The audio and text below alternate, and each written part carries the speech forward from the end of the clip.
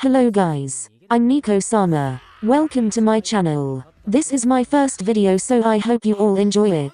I've been a fan of these little Haikyuu texting stories for a long time, and I love writing stories, so I figured I should try making them myself. By the way, in this video Akashi is a first year and Bokuto is a second year. Anyways, let's get into the video.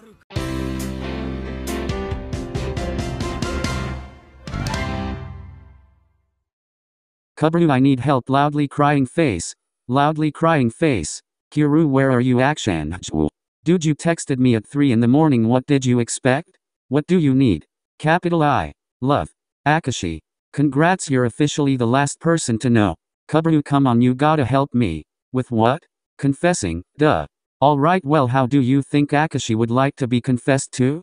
How am I supposed to know? I've never confessed to Akashi before. Loudly crying face.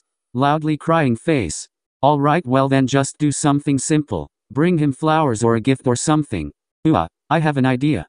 I can bring him to that cherry blossom tree just outside of the Fukurodani gates and confess to him there. And I can bring him his favorite flowers, and a nigiri from his favorite place. If you came up with all of that on your own, what do you need me for? To help me prepare, of course. Come on bro, you know how nervous I am about this. Loudly crying face. Okay bro, I'll help you. You want me to help you shop? Yes, thank you bro. Anything for my bro Red Heart. Bro Red Heart. Red Heart. Red Heart. Red Heart.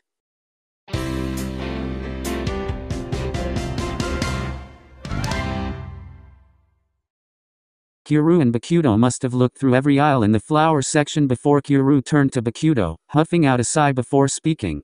Bokubro, we've been at this for half an hour. Why are you being so picky about the flowers?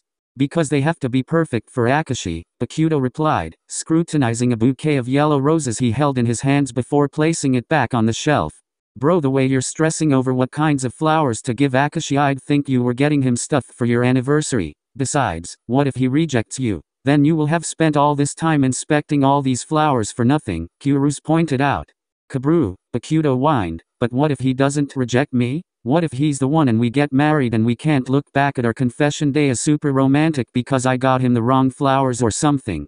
Kuru patted Bokuto on the back. Come on, just chill out and pick some flowers. You'll feel better once you get it off your chest, right? So the quicker we get all the stuff we need, the quicker you get to tell him.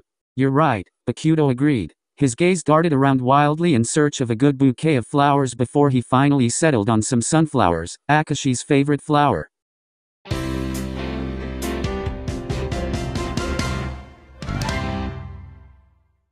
Finally, they had everything they needed. Bokuto had gotten a large bouquet of sunflowers, a box of onigiri from Akashi's favorite onigiri place, and Bokuto had gotten scared he wouldn't be able to say his feelings out loud, so he had gotten supplies to write a love letter. The love letter was now resting in the large bouquet of sunflowers. Bokuto had texted Akashi to meet him outside the Fukurodani gates at the cherry blossom tree. Bokuto gripped the bouquet of flowers close to his body. What if the onigiri went cold? What if the letter was too cheesy? What if Akashi didn't like sunflowers anymore? Bokuto was snapped out of his thoughts when he saw Akashi approaching the tree. Akashi, Bokuto shouted. Akashi tilted his head in confusion at Bokuto's full arms. What is all that for? Akashi asked, pointing at the flowers.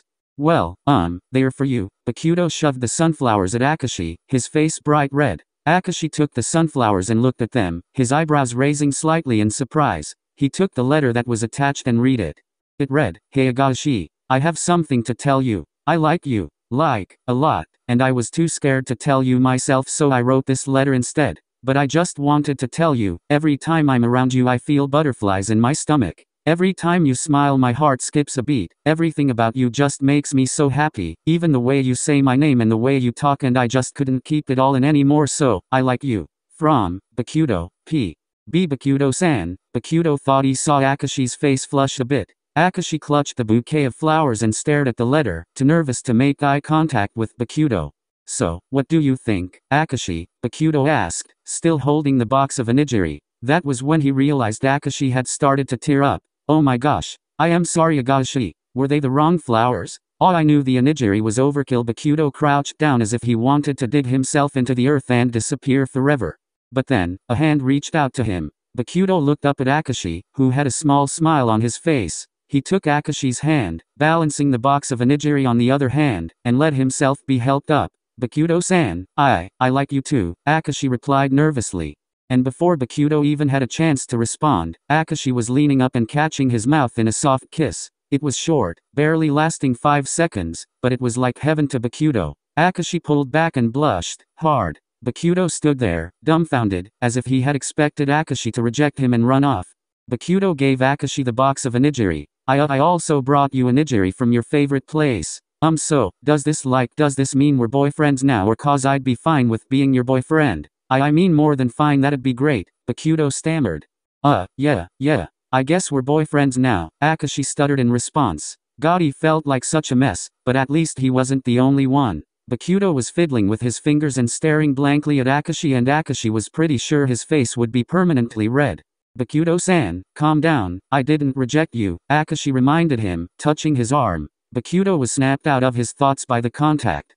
You didn't reject me? Oh my gosh, you didn't reject me. Bokuto whooped and jumped around the cherry blossom tree with excitement, his school bag almost falling off in the process. Should we go on a date? What should we do? Where do people usually go on dates? Dinner, right? Or maybe we should do something fun like ice skating or going to the amusement park.